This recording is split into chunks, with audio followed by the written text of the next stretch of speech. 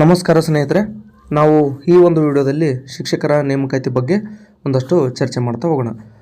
ಸ್ನೇಹಿತರೆ, ಈ ಒಂದು ಟಾಪಿಕನ್ನು ಯಾಕೆ ಆಯ್ಕೆ ಮಾಡ್ಕೊಂಡಿದ್ದೀನಿ ಅಂತಂದರೆ, ನನ್ನ ಈ ಹಿಂದಿನ ವಿಡಿಯೋಗಳಿಗೆ ತಾವು ಕಮೆಂಟನ್ನು ಮಾಡಿದರೆ ಏನಪ್ಪ ಅಂತಂದರೆ, ಎಲ್ಲವೂ PhD ಆಗುತ್ತಾ ಅಥವಾ GPT ಕೇವಲ 78 ಹುದ್ದೆಗಳನ್ನು ಅಷ್ಟೇ ತೋರಿಸಿದಾರಲ್ಲ, ಜೊತೆಗೆ ಈ ಒಂದು ಹೈಸ್ಕೂಲ್ ಶಿಕ್ಷಕರ ನೇಮಕಾತಿ ನಡೆಯುತ್ತಾ ಮತ್ತು ದೈಹಿಕ ಶಿಕ್ಷಕರ ನೇಮಕಾತಿ, ಅದರ ಜೊತೆಗೆ ವಿಶೇಷ ಶಿಕ್ಷಕರ ನೇಮಕಾತಿ ಬಗ್ಗೆನೂ ಕೂಡ ತಾವು ಹಲವಾರು ಕಮೆಂಟನ್ನು ಮಾಡಿ ಪ್ರಶ್ನೆಯನ್ನು ಕೇಳಿದ್ರಿ. ಅದಕ್ಕೆ ನಾನು ಉತ್ತರಿಸುವಂಥ ಒಂದು ಪ್ರಯತ್ನವನ್ನು ಮಾಡಿದ್ದೆ. ಆದಾಗ್ಯೂ ಅತಿ ಹೆಚ್ಚು ಪ್ರಶ್ನೆಗಳು ಹೀಗೆ ಬರೋದ್ರಿಂದ ನಿಮ್ಮೆಲ್ಲರ ಡೌಟನ್ನು ಕ್ಲಿಯರ್ ಮಾಡೋಣ ಅಂತ ಒಂದು ಉದ್ದೇಶದಿಂದ ಈ ಒಂದು ವಿಡಿಯೋನ ನಾನು ಮಾಡ್ತಾ ಇರುವಂಥದ್ದು. ಸ್ನೇಹಿತರೆ, ವಿಷಯವನ್ನು ಆರಂಭ ಮಾಡೋದಕ್ಕಿಂತ ಮುಂಚೆ ನೀವೇನಾದರೂ ಇನ್ನೂ ನಮ್ಮ ಯೂಟ್ಯೂಬ್ ಚಾನಲ್ಗೆ ಸಬ್ಸ್ಕ್ರೈಬ್ ಮಾಡ್ಕೊಂಡಿಲ್ಲ ಅಂತಂದರೆ ದಯವಿಟ್ಟು ಸಬ್ಸ್ಕ್ರೈಬ್ ಮಾಡ್ಕೊಳ್ಳಿ. ತಾವಿಲ್ಲಿ ನೋಡ್ಬೋದು, ಸೆಪ್ಟೆಂಬರ್ 5, 2021 ಅಂದರೆ 2021 ವಿಚಾರವನ್ನು ಒಂದು ನಿಮಿಷ ಮಾತಾಡ್ತೀನಿ. ಆನಂತರ ನಾವು ಪ್ರಸ್ತುತ ವಿಚಾರಕ್ಕೆ ಬರೋಣ. ನೋಡಿ, ಶಿಕ್ಷಕರ ನೇಮಕಾತಿ ಬಹಳ ದಿನಗಳಿಂದ ಉಳಿದುಕೊಂಡಿದೆ. ಹೀಗಾಗಿ ಇಂದಿನ ಶೈಕ್ಷಣಿಕ ವರ್ಷದಲ್ಲಿ ಶೀಘ್ರದಲ್ಲಿ 5,000 ಶಿಕ್ಷಕರ ನೇಮಕಾತಿಗೆ ತೀರ್ಮಾನ ಮಾಡಿದ್ದೇನೆ ಎಂದು CM ಬಸವರಾಜ ಬೊಮ್ಮಾಯಿ ಅವರು ಹೇಳಿದ್ದರು. ಅಂದರೆ 2021 ಸೆಪ್ಟೆಂಬರ್ 5ರಂದು ಶಿಕ್ಷಕರ ಒಂದು ದಿನಾಚರಣೆ ನಡೆದಿತ್ತು. ಆ ಒಂದು ಕಾರ್ಯಕ್ರಮದಲ್ಲಿ ಭಾಗವಹಿಸಿದ್ದಂಥ ಅಂದಿನ ಮುಖ್ಯಮಂತ್ರಿಗಳಾದಂಥ ಈ ಬಸವರಾಜ ಬೊಮ್ಮಾಯಿ ಅವರು ಅಲ್ಲಿ ಹೇಳಿಕೆಯನ್ನು ನೀಡ್ತಾರೆ. ಏನಂತಂದರೆ, ಈ ಒಂದು ಶೈಕ್ಷಣಿಕ ವರ್ಷದಲ್ಲಿ 5,000 ಶಿಕ್ಷಕರ ನೇಮಕಾತಿಯನ್ನು ಮಾಡ್ಕೊಳ್ತೀವಿ ಅಂತ. ಆನಂತರ ಏನಾಯಿತು ಅಂದರೆ 2022ರಲ್ಲಿ GPSTR ನೇಮಕಾತಿ ಆಗಿರತಕ್ಕಂಥದ್ದು ತಮಗೆಲ್ರಿಗೂ ಗೊತ್ತಿರತಕ್ಕಂಥ ವಿಚಾರ. ಈಗ ಅದಕ್ಕೆ ಮತ್ತು ಇಲ್ಲಿ ನಾವು ನೋಡೋದಾದರೆ ಬಸವರಾಜ ಬೊಮ್ಮಾಯಿ ಅವರು ಏನು ಹೇಳಿದರು, ಶಿಕ್ಷಕರ ದಿನಾಚರಣೆಯಲ್ಲಿ 5,000 ಶಿಕ್ಷಕರ ನೇಮಕಾತಿಯನ್ನು ಮಾಡ್ಕೊಳ್ತೀವಿ ಅಂತ 2021ರಲ್ಲಿ ಹೇಳಿದರು. ಅದಾದ ನಂತರ ಆರ್ಥಿಕ ಇಲಾಖೆ ಅನುಮತಿಯನ್ನು ಪಡ್ಕೊಂಡು ಅಂದಿನ ಶಿಕ್ಷಣ ಸಚಿವರಾದಂಥ BC ನಾಗೇಶ್ ಅವರು ಅವನ್ನೆಲ್ಲ ಅಂತಿಮವಾಗಿ ನೋಟಿಫಿಕೇಷನ್ನ ಹೊರಡಿಸುವಂಥ ಸಮಯಕ್ಕೆ ಏನು ಮಾಡಿದರು ಅಂತಂದರೆ, ಒಟ್ಟಾರೆಯಾಗಿ 15,000 ಶಿಕ್ಷಕರ ನೇಮಕಾತಿಗೆ ಅಧಿಸೂಚನೆಯನ್ನು 2022ರಲ್ಲಿ ಹೊರಡಿಸ್ತಾರೆ. ನೋಡಿ, ಅಂದು ವಿಚಾರ ಇದ್ದಿದ್ದು ಏನಪ್ಪ ಅಂತಂದರೆ 5,000 ಶಿಕ್ಷಕರ ನೇಮಕಾತಿ ಮಾಡ್ಕೋಬೇಕಂತ ಅವರು ವಿಚಾರ ಮಾಡಿದರು. ಆದರೆ ಸ್ವಲ್ಪ ಲೇಟಾಗಿ ಮುಂದೆ ಏನು ಮಾಡಿದರು ಅಂತಂದರೆ 2022ರಲ್ಲಿ 15,000 ಶಿಕ್ಷಕರ ನೇಮಕಾತಿಗೆ ಅಧಿಸೂಚನೆಯನ್ನು ಹೊರಡಿಸಿದರು. ಈಗಲೂ ಕೂಡ ಹಾಲಿ ಶಿಕ್ಷಣ ಸಚಿವರಾದಂಥ ಸನ್ಮಾನ್ಯ ಶ್ರೀ ಮಧು ಬಂಗಾರಪ್ಪ ಸಾಹೇಬರು ಕೂಡ 5,267 ಹುದ್ದೆಗಳಿಗೆ ಈಗಾಗಲೇ ಹಣಕಾಸು ಇಲಾಖೆ ಅನುಮತಿ ಸಿಕ್ಕಿದೆ. ಮಾನ್ಯ ಶಿಕ್ಷಣ ಸಚಿವರು ಏನು ಹೇಳ್ತಾರೆ, 18,000 ಶಿಕ್ಷಕರನ್ನು ನೇಮಕಾತಿ ಮಾಡ್ಕೊಳ್ತೀವಿ ಅಂತ ಹೇಳ್ತಾ ಇದ್ದಾರೆ. ಜೊತೆಗೆ ಅಧಿವೇಶನದಲ್ಲಿ ಸಿಕ್ಕಂಥ ಮಾಹಿತಿಯ ಪ್ರಕಾರ HKK 5,267 ಹುದ್ದೆಗಳು, ನಾನ್ HKK 5,000 ಹುದ್ದೆಗಳು ಅಂತ ಒಟ್ಟಾರೆಯಾಗಿ 10,267 ಹುದ್ದೆಗಳಿಗೆ ನೇಮಕಾತಿ ನಡಿಬೋದು. ಆದರೆ ಮಾನ್ಯ ಶಿಕ್ಷಣ ಸಚಿವರು ಅಂದ್ಕೊಂಡಂತೆ ಅವ್ರಿಗೇನಾದರೂ ಹಣಕಾಸು ಅಂದರೆ ಪ್ರಸ್ತಾವನೆಯನ್ನು ಕಳಿಸ್ತಾರೆ ಇಲಾಖೆ ಕಡೆಯಿಂದ. ಹಣಕಾಸು ಇಲಾಖೆ 18,000 ಶಿಕ್ಷಕರ ನೇಮಕಾತಿಯನ್ನು ಮಾಡ್ಕೊಳ್ಳೋದಕ್ಕೆ ಅನುಮತಿಯನ್ನು ಕೊಟ್ಟರೆ ಒಂದು ಬೃಹತ್ ನೇಮಕಾತಿ ಮತ್ತೊಮ್ಮೆ ಆಗ್ಬೋದು. ಅಂದರೆ ನಾನು ಇಂದಿನ ವಿಚಾರವನ್ನು ಹೇಳಿದ್ದು ಕಾರಣ ಏನು ಅಂತಂದರೆ, 5,000 ಶಿಕ್ಷಕರ ನೇಮಕಾತಿ ಮಾಡ್ಕೊಳ್ತೀವಿ ಅಂತ ಹೇಳಿದಂಥ ಇಂದಿನ ಸರ್ಕಾರದಲ್ಲಿ 15,000 ಶಿಕ್ಷಕರ ನೇಮಕಾತಿಗೆ ಅಧಿಸೂಚನೆಯನ್ನು ಹೊರಡಿಸಿದರು. ಈಗಲೂ ಕೂಡ ಕೇವಲ HK ಭಾಗಕ್ಕೆ 5,267 ಹುದ್ದೆಗಳಿಗೆ ಹಣಕಾಸು ಇಲಾಖೆ ಅನುಮತಿಯನ್ನು ನೀಡಿರ್ತಕ್ಕಂಥದ್ದು. ಈಗ ಹೊಸದಾಗಿ ಮತ್ತೆ ಏನು ಮಾಡ್ತಾರಪ್ಪ ಅಂದರೆ, 5,000 ಅಥವಾ ಅದಕ್ಕಿಂತ ಹೆಚ್ಚು ಹುದ್ದೆಗಳಿಗೆ ಹಣಕಾಸು ಇಲಾಖೆಗೆ ಪ್ರಸ್ತಾವನೆಯನ್ನು ಕಳಿಸಿದಾಗ ಹಣಕಾಸು ಇಲಾಖೆ ಅದಕ್ಕೆ ಅನುಮತಿಯನ್ನು ಕೊಟ್ಟರೆ ಮತ್ತೊಂದು ಶಿಕ್ಷಕರ ನೇಮಕಾತಿ ಬೃಹತ್ತಾದಂಥ ನೇಮಕಾತಿ ನಡೀತಕ್ಕಂಥದ್ರಲ್ಲಿ ಅನುಮಾನನೇ ಇಲ್ಲ. ಆ ಕಾರಣದಿಂದಾಗಿ 2021ರಲ್ಲೂ ಕೂಡ ಹೀಗೆ ಒತ್ತಡವನ್ನು ಹಾಕಿದ್ರು ಮತ್ತು ಆದಷ್ಟು ಬೇಗನೆ ನೋಟಿಫಿಕೇಷನ್ ಮಾಡ್ತೀವಿ ಅಂತ ಹೇಳ್ತಾಯಿದ್ರು. ಆಗೇನಾದರೂ ಅರ್ಜೆಂಟ್ಗೆ 5,000 ಶಿಕ್ಷಕರ ನೇಮಕಾತಿ ಮಾಡಿದ್ರು ಅಂತಂದರೆ ಅಲ್ಲಿ ಕಾಂಪಿಟೇಷನ್ ಜಾಸ್ತಿ ಆಗ್ತಿತ್ತು ಮತ್ತು ಎಷ್ಟೋ ಜನರು ಉದ್ಯೋಗದಿಂದ ವಂಚಿತ ಆಗ್ತಿದ್ರು. 1-2-3 ತಿಂಗಳು ಲೇಟ್ ಆದರೂ ಪರವಾಗಿಲ್ಲ. ಆಗೇನಾಯ್ತಪ್ಪ ಅಂತಂದರೆ ನೋಟಿಫಿಕೇಷನ್ ಲೇಟ್ ಆಯಿತು, ಆದರೆ ಹುದ್ದೆಗಳ ಸಂಖ್ಯೆ ಹೆಚ್ಚು ಸಿಕ್ಕು. ಅಂದರೆ 5,000 ಅಂದ್ಕೊಂಡಿದ್ದು 15,000ಕ್ಕೆ ಹೋಯಿತು. ಅಂದರೆ ಸೆಪ್ಟೆಂಬರಿಂದ ಅಕ್ಟೋಬರ್, ನವಂಬರ್, ಡಿಸೆಂಬರ್, ಜನವರಿ, ಫೆಬ್ರವರಿ, ಮಾರ್ಚ್ ಅಂದರೆ 6 ತಿಂಗಳು ಲೇಟ್ ಆಯಿತು. ಅಂದರೆ ಅವತ್ತಿನ CM ಬಸವರಾಜ ಬೊಮ್ಮಾಯಿ ಅವರು ಹೇಳಿಕೆ ನೀಡಿದ ದಿನದಿಂದ 6 ತಿಂಗಳ ನಂತರ ನೋಟಿಫಿಕೇಷನ್ ಆಯಿತು. ಖುಷಿ ವಿಚಾರ ಏನಂದರೆ 5,000 ಇದ್ದಿದ್ದು 15,000 ಹುದ್ದೆಗಳಿಗೆ ಏರಿಕೆಯಾಗಿತ್ತು.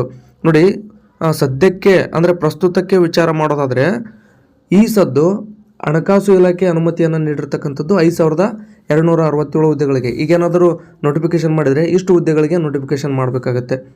ಸ್ವಲ್ಪ ಟೈಮ್ ಸಿಕ್ಕರೆ ಹಣಕಾಸು ಇಲಾಖೆ ಪ್ರಸ್ತಾವನೆ ಕಳಿಸಿ ಹೆಚ್ಚಿನ ಸಂಖ್ಯೆಯಲ್ಲಿ ಹುದ್ದೆಗಳಿಗೆ ನೋಟಿಫಿಕೇಶನ್ ಆದರೆ ಬಹುತೇಕ ಜನರಿಗೆ ಇಲ್ಲಿ ಅವಕಾಶ ಸಿಗುತ್ತೆ. ಅಂದರೆ ಯಾರೆಲ್ಲ ಚೆನ್ನಾಗಿ ಓದ್ಕೊಂಡಿರ್ತಾರೆ ಅವರೆಲ್ಲರಿಗೂ ಅವಕಾಶ ಸಿಗ್ತಕ್ಕಂಥ ಒಂದು ಚಾನ್ಸಸ್ ಇರುವಂಥದ್ದು.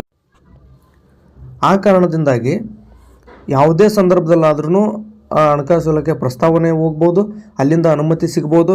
ಅದು 10,000 ನೇಮಕಾತಿ ಆಗುತ್ತೋ, 15,000 ಆಗುತ್ತೋ, 18,000 ಆಗುತ್ತೋ ಗೊತ್ತಿಲ್ಲ. ಒಟ್ಟಾರೆಯಾಗಿ ದೊಡ್ಡದಾದಂಥ ಒಂದು ನೋಡಿ, ಹಾಲಿ ಶಿಕ್ಷಣ ಸಚಿವರ ಕಾಲಕ್ಕೆ ಮತ್ತೊಮ್ಮೆ ಹಿಸ್ಟ್ರಿ ರಿಪೀಟ್ ಆಗ್ಬೋದಾ ಅಂತಕ್ಕಂಥದ್ದು ಒಂದು ಪ್ರಶ್ನಾರ್ಥಕ. ಒಂದು ವೇಳೆ ಇದೇನಾದರೂ ಮತ್ತೊಮ್ಮೆ ಅಂದರೆ 2021-22ರಲ್ಲಿ ಏನೋ ಒಂದು ಬೃಹತ್ ನೇಮಕಾತಿ ಆಯಿತು, ಅದೇ ರೀತಿಯಾಗಿ ಮತ್ತೊಮ್ಮೆ ಹಿಸ್ಟ್ರಿ ರಿಪೀಟ್ ಆಯಿತು ಅಂದರೆ ಸಾಕಷ್ಟು ಜನ ಈ ಒಂದು TETಯನ್ನು ಪಾಸಾಗಿ PST ಮತ್ತು GPTಗೋಸ್ಕರ ವೇಟ್ ಮಾಡ್ತಾಯಿದ್ರೆ ಅವರೆಲ್ಲರಿಗೂ ಕೂಡ ಅನುಕೂಲ ಆಗುತ್ತೆ. ಆ ಕಾರಣದಿಂದಾಗಿ ಅವಸರ ಮಾಡೋಂಥ ಅವಶ್ಯಕತೆ ಇಲ್ಲ. ಸಿಲೆಬಸ್ ಸಾಕಷ್ಟಿದೆ. GPT ಅಂತೂ ನೋಡಿ 400 ಮಾರ್ಕ್ಸಿಗೆ ಎಕ್ಸಾಮ್ ಇರ್ತಕ್ಕಂಥದ್ದು. ಆ ಕಾರಣದಿಂದಾಗಿ ನಿಮಗಿರೋವಂಥ ಒಂದು ಸಿಲೆಬಸ್ಸನ್ನು ನೀವು ಕವರ್ ಮಾಡ್ತಾ ಹೋಗೋದಕ್ಕೆ ಟೈಮ್ ಸಾಲಲ್ಲ. ಅದು ಕನಿಷ್ಠ 5-6 ತಿಂಗಳು ಬೇಕು. ಶಿಕ್ಷಣ ಇಲಾಖೆದವ್ರು ಏನು ಮಾಡಿದ್ರು ಅಂದರೆ 2022 ಮಾರ್ಚ್ನಲ್ಲಿ ನೋಟಿಫಿಕೇಷನ್ ಹೊರಡಿಸಿ ಮೇನಲ್ಲಿ ಎಕ್ಸಾಮ್ ಇಟ್ಟಿದ್ರು. ಸೊ ಹಾಗಾಗಿ ಕೇವಲ ಸಿಗ್ತಕ್ಕಂಥದ್ದು ಅವರು ನೋಟಿಫಿಕೇಷನ್ ಮಾಡಿದಿಂದ 60 ದಿನಗಳು ಮಾತ್ರ ಟೈಮ್ ಸಿಗುತ್ತೆ. ಅದೇ ನೀವು ಈಗಲಿಂದನೇ ಪ್ರಿಪೇರ್ ಆಗ್ತಾ ಹೋದ್ರಿ ಅಂತಂದರೆ ಕನಿಷ್ಠ ನಿಮ್ಗೆ 6-8 ತಿಂಗಳ ಟೈಮ್ ಸಿಕ್ಕರೆ ಎಲ್ಲ ಸಿಲೆಬಸ್ಸನ್ನು ಕವರ್ ಮಾಡ್ಕೋಬೋದು. ಒಂದು ವೇಳೆ ನಿಮಗೆ ಮೆಂಟಲ್ ಅಬಿಲಿಟಿ, ಇಂಗ್ಲೀಷು ಟಫ್ ಆಗ್ತಿತ್ತು ಅಂತಂದರೆ ಆ ಒಂದು ಸಬ್ಜೆಕ್ಟ್ಗಳನ್ನು ಹಿಡ್ತಕ್ಕೆ ತೊಗೊಳ್ರಿ. ಅಂದರೆ ಚೆನ್ನಾಗಿ ಓದ್ರಿ. ಅವು ಎಲ್ಲ ಸಬ್ಜೆಕ್ಟ್ ನಿಮಗೆ ಹಿಡಿತ ಸಿಕ್ತು ಅಂತಂದರೆ ಒಳ್ಳೆ ಸ್ಕೋರ್ ಮಾಡ್ಬೋದಾಗಿರುತ್ತೆ. ಮತ್ತು ಬರವಣಿಗೆ ಶೈಲಿಯನ್ನು ಕೂಡ ನೀವು ಇಂಪ್ರೂವ್ ಮಾಡ್ಕೋಬೋದಾಗಿರುತ್ತೆ. ಅಂದರೆ ಯಾವ ರೀತಿ ಬರಿಬೇಕು, 3 ಮಾರ್ಕ್ಸಿಂದ ಕ್ವಶನ್ಗೆ ಯಾವ ರೀತಿ ಬರಿಬೇಕು ಮತ್ತು 4 ಮಾರ್ಕ್ಸಿಂದ ಕ್ವಶನ್ಗೆ ಯಾವ ರೀತಿ ಬರಿಬೇಕು ಅನ್ನೋದನ್ನು ನಾನು ಸ್ಪಷ್ಟವಾಗಿ ಮತ್ತೊಂದು ವಿಡಿಯೋದಲ್ಲಿ ನಿಮಗೆ ತಿಳಿಸ್ಕೊಡ್ತೀನಿ. ಅಂದರೆ ಇಲ್ಲಿ ಏನಾಗುತ್ತೆ ಅಂದರೆ 30 ಪದಗಳಲ್ಲಿ ಬರೆಯಿರಿ, 40 ಪದಗಳಲ್ಲಿ ಬರೆಯಿರಿ ಅಂದಾಗ ಅಲ್ಲಿ ಸ್ವಲ್ಪ ಗೊಂದಲಕ್ಕೀಡಾಗ್ತೀರಿ. ಆ ರೀತಿ ಬರೆಯೋಕ್ಕೆ ಹೋಗ್ಬೇಡಿ. ಅದಕ್ಕಂತಲೇ ನಾವು ಬೇರೆ ಚರ್ಚೆ ಮಾಡೋಣ. ಈಗ ಏನಪ್ಪ ಅಂತಂದರೆ ದೊಡ್ಡ ನೇಮಕಾತಿಯ ಸುಳಿವನ್ನು ಶಿಕ್ಷಣ ಸಚಿವರು ನೀಡ್ತಾ ಇದ್ದಾರೆ. ಸೊ ಅವ್ರು ಕೊಟ್ಟಂಥ ಅಂದರೆ ಅವರು ಹೇಳ್ತಿರುವಂಥ ಮಾತುಗಳು ನಿಜವಾದಲ್ಲಿ 10-15 ಸಾವಿರ ಶಿಕ್ಷಕರ ನೇಮಕಾತಿ ಅಂತೂ ಖಂಡಿತವಾಗಲೂ ಹಾಗೇ ಆಗುತ್ತೆ. ಆ ಕಾರಣದಿಂದಾಗಿ ಅವಸರ ಮಾಡೋದಕ್ಕಿಂತ 1 ತಿಂಗಳು 2 ತಿಂಗಳು ಡಿಲೇ ಆದರೂ ಪರವಾಗಿಲ್ಲ, ದೊಡ್ಡ ಸಂಖ್ಯೆಯಲ್ಲೇ ನೋಟಿಫಿಕೇಷನ್ ಆಗಲಿ ಅಂತಕ್ಕಂಥದ್ದು ನನ್ನ ಉದ್ದೇಶ. ನೋಡಿ, ನಾನು ನೇಮಕಾತಿ ಮುಂದೆ ಹೋಗಲಿ ಅಂತ ಹೇಳ್ತಾ ಇಲ್ಲ. ಅದರ ಉದ್ದೇಶ ಏನು ಅಂತಂತಂದರೆ ಹಣಕಾಸು ಇಲಾಖೆಗೆ ಪ್ರಸ್ತಾವನೆ ಕಳಿಸಿ ಅಲ್ಲಿಂದ ಹುದ್ದೆಗಳ ಅನುಮತಿಯನ್ನು ಪಡ್ಕೊಂಡು ಬರಬೇಕಲ್ಲ. ಆ ಕಾರಣದಿಂದಾಗಿ ಲೇಟ್ ಆಗ್ಬೋದು. ಅದೇನೇ ಇರಲಿ, ಉದ್ದೇಶ ಏನು, ನಿಮ್ಮದು ಹುದ್ದೆಯನ್ನು ಪಡ್ಕೊಳ್ಳೋದಾಗಿದೆ. ಆ ಕಾರಣದಿಂದಾಗಿ ನೀವು ಚೆನ್ನಾಗಿ ಓದೋದಕ್ಕೆ ಅದೊಂದು ಅವಕಾಶ ಸಿಕ್ಕಿದೆ. ಇರ್ತಕ್ಕಂಥ ಒಂದು ಅವಕಾಶವನ್ನು ಸದುಪಯೋಗ ಪಡಿಸ್ಕೊಳ್ಳಿ. ನೋಟಿಫಿಕೇಷನ್ ಆಗಿಂದ ಆದಮೇಲೆ ಓದಿದ್ರಾಯ್ತು, ಈ ಒಂದು ಮನಸ್ಥಿತಿಯಿಂದ ನೀವು ಹೊರಗಡೆ ಬರಬೇಕು. ಈ ಮನಸ್ಥಿತಿಯನ್ನು ನೀವು ಇಟ್ಕೊಳ್ಳೋಕೆ ಹೋಗ್ಬೇಡಿ. ಯಾಕಂತಂದರೆ ನೋಟಿಫಿಕೇಷನ್ ಆದಮೇಲೆ ಓದಬೇಕಂದ್ರೆ ಈಗಲಿಂದನೇ ಓದಂಥವ್ರು ಸಾವಿರಾರು ಜನ ಇದ್ದಾರೆ. ಅಥವಾ 2022ರಲ್ಲಿ ವಂಚಿತರಾದ ಅಂದರೆ 1:2ಕ್ಕೂ ಬಂದು ಹೊರಗಡೆ ಓದಂಥವ್ರು ಕೂಡ ಸಾಕಷ್ಟು ಜನ ಇದ್ದಾರೆ. ಅವ್ರಿಗೆ ಆಲ್ರೆಡಿ ಅನುಭವ ಇದೆ, ಯಾವ ರೀತಿ ಎಕ್ಸಾಮನ್ನು ನಾವು ಬರಿಬೇಕು, ಅಂದರೆ ರಿಟರ್ನಲ್ಲಿ ಯಾವ ರೀತಿ ಬರಿಬೇಕು, MCQಗಳಿಗೆ ಯಾವ ರೀತಿ ಆನ್ಸರ್ ಮಾಡಬೇಕು, ಜೊತೆಗೆ ಸಿಲೆಬಸ್ ಏನಿದೆ ಅನ್ನೋದು ಈಗ ಆಲ್ರೆಡಿ ಅವ್ರಿಗೆ ಗೊತ್ತಿದೆ. ಅಂಥವ್ರ ಜೊತೆ ನೀವು ಕಾಂಪಿಟೇಷನ್ ಕೊಡಬೇಕು ಅಂತಂದರೆ ಈಗಲಿದ್ದನೇ ಚೆನ್ನಾಗಿ ಓದಬೇಕಾಗುತ್ತೆ. ಮತ್ತು ನೀವು 1:2ಕ್ಕೆ ಬಂದು ಹೊರಗಡೆ ಬಿದ್ದಂಥವ್ರಿಗೂ ಕೂಡ ಇದರಲ್ಲಿ ಮಾಹಿತಿ ನೀಡೋದೇನಂತಂದರೆ ನೀವು ಸ್ವಲ್ಪ ಹೆಚ್ಚಿನ ಸ್ಕೋರ್ ಮಾಡಬೇಕಾಗುತ್ತೆ. ಯಾಕಂದರೆ ಈಗಾಗಲೇ ಗ್ಯಾಪ್ 3 ವರ್ಷ ಆಗಿರ್ತಕ್ಕಂಥದ್ದು. ಈ 3 ವರ್ಷದಲ್ಲಿ ಡಿಗ್ರಿ ಮತ್ತು BEdಲ್ಲಿ ಹೆಚ್ಚಿನ ಪರ್ಸೆಂಟೇಜ್ ಮಾಡ್ಕೊಂಡು ಬಂದಂಥ ಅಭ್ಯರ್ಥಿಗಳು ಈಗ ಹೊಸದಾಗಿ ನಿಮ್ಮ ಜೊತೆ ಕಾಂಪಿಟೇಷನ್ ಮಾಡೋದ್ರಿಂದ ನಿಮ್ಗೆ ಸ್ವಲ್ಪ ಅದು ಕಷ್ಟ ಅನ್ನಿಸ್ಬೋದು. ಯಾಕಂದರೆ ನಿಮ್ಗೆ ಆಲ್ರೆಡಿ ಅನುಭವ ಇದೆ, ನಾನು ಹೇಳುವಂಥದ್ದೇನೂ ಇಲ್ಲ. ಸೊ ಆ ಕಾರಣದಿಂದಾಗಿ ನೀವು TETಯಲ್ಲಿ ಹೆಚ್ಚಿನ ಸ್ಕೋರ್ ಮಾಡ್ಕೋಬೇಕಾಗುತ್ತೆ. ಜೊತೆಗೆ ಬರವಣಿಗೆ ಏನಿದೆಯಲ್ಲ, ನೀವು ಲಾಸ್ಟ್ ಟೈಮ್ ಏನು ತಪ್ಪು ಮಾಡಿದಿರಿ ಅದನ್ನು ನೀವು ಈ ಸರಿ ತಪ್ಪು ಮಾಡ್ದೇ ಅಲ್ಲಿ ಮಾಡಿರ್ತಕ್ಕಂಥ ಮಿಸ್ಟೇಕನ್ನು ವಿಚಾರದಲ್ಲಿ ಇಟ್ಕೊಂಡು ಇಂಪ್ರೂವ್ ಮಾಡ್ಕೊಳ್ರಿ. ಮತ್ತು ಒಳ್ಳೆ ಹ್ಯಾಂಡ್ ರೈಟಿಂಗ್ ಇರಲಿ. ಯಾವ ರೀತಿ ಬರಿಬೇಕು ಅನ್ನೋದನ್ನು ಕೂಡ ನಾನು ಮತ್ತೊಂದು ವಿಡಿಯೋದಲ್ಲಿ ಹೇಳ್ತೀನಿ ಅಂತ ಕೂಡ ಹೇಳಿದ್ದೀನಿ. ಆ ಕಾರಣದಿಂದಾಗಿ ಫೈನಲ್ ಆಗಿ ಹೇಳೋದು ಇಷ್ಟೇ, 2022ರಲ್ಲಿ ಅಂದರೆ 2021 ಸೆಪ್ಟೆಂಬರ್ 5ಕ್ಕೆ ಅಂದಿನ ಮಾನ್ಯ ಮುಖ್ಯಮಂತ್ರಿಗಳಾಗಿದ್ದಂಥವರು BS ಬೊಮ್ಮಾಯಿ ಅವರು 5,000 ಕರಿತೀನಿ ಅಂದು ಲಾಸ್ಟಿಗೆ 2022 ಮಾರ್ಚ್ನಲ್ಲಿ 15,000 ಶಿಕ್ಷಕರ ನೇಮಕಾತಿ ಅಧಿಸೂಚನೆ ಆಯಿತು. ಅದೇ ರೀತಿಯಾಗಿ ಈಗಲೂ ಕೂಡ 5,267 ಹುದ್ದೆಗಳಿಗೆ ಹಣಕಾಸು ಇಲಾಖೆ ಅನುಮತಿ ನೀಡಿದೆ. ಅಂತಿಮವಾಗಿ ಹಾಲಿ ಶಿಕ್ಷಣ ಸಚಿವರಾದಂಥ ಸನ್ಮಾನ್ಯ ಶ್ರೀ ಮಧು ಬಂಗಾರಪ್ಪ ಸಾಹೇಬರು ಕೂಡ ಹೆಚ್ಚಿನ ಸಂಖ್ಯೆಯಲ್ಲಿ ನೇಮಕಾತಿ ಮಾಡ್ಕೋಬೇಕಂತೇಳಿ ಅವ್ರಿಗೆ ಮನಸ್ಸಿರ್ತಕ್ಕಂಥದ್ದು. ಆ ಕಾರಣದಿಂದಾಗಿ ಅವರ ಆಸೆಯಂತೆ ಏನಾದರೂ ದೊಡ್ಡ ಪ್ರಮಾಣದಲ್ಲಿ ನೇಮಕಾತಿ ಆಗಿದ್ದೇ ನಿಜ ಆದರೆ ಅನೇಕ ನಿರುದ್ಯೋಗಿಗಳಿಗೆ ಇಲ್ಲಿ ಅವಕಾಶ ಸಿಗುತ್ತೆ.